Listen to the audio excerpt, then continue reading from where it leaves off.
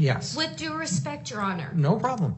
It literally says that no one is supposed to use his social security number, even the DOJ, without a warrant, consent. Where's that?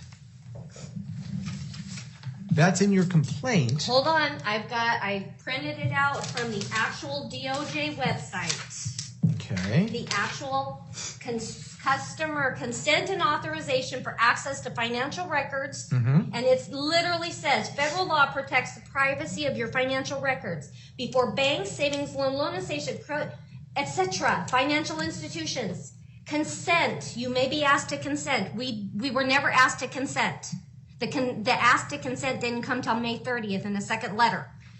With your consent. Without the consent, a federal agency that wants to see your financial records, which they are part of the federal agency because I looked it up, DOJ, child support, Social Security, it's all into federal. It may be statewide for certain situations, but they are all under the federal umbrella.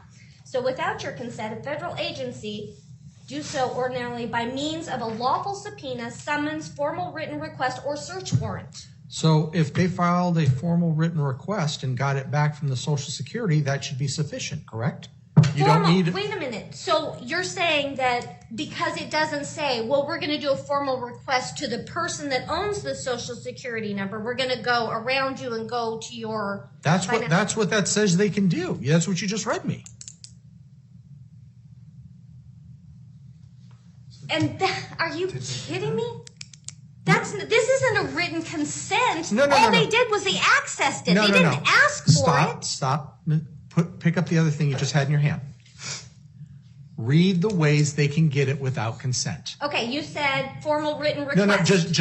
Read it to me again. I want to make sure I heard it right. Without your consent, federal agency wants to see, do ordinarily by means of lawful subpoena. Okay, we summons, didn't do that. No, didn't do that. Summons, formal written request, or search warrant. Okay. This is not a formal written request. No, that's a response to a formal written request. Where's the formal written request?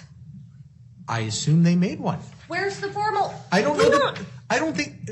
Then they need to prove that. That's what we're here for. Prove what? Where's the formal written request that gave them the right to access his Social Security? Because this protects us.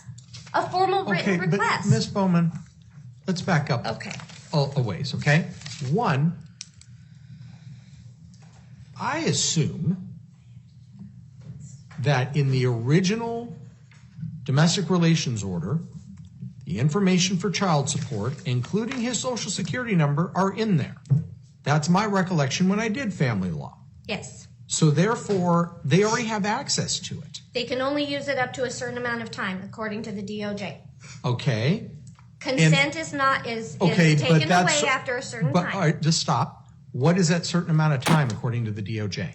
I don't have it here. What is that certain? You should know because you guys are No, attorneys. she doesn't do that kind of work. But that's an attorney. Okay. No, trust me. I'm an attorney. I've been an attorney 23 years. I don't have any bigger clue than you do. You can look it up on the DOJ website that consent is only up to a certain amount of time. I believe it's 7 months, but I'm not 100%. I'm willing to bet it's through the end of the child support. It does not say that in any part of the DOJ that I read. All right.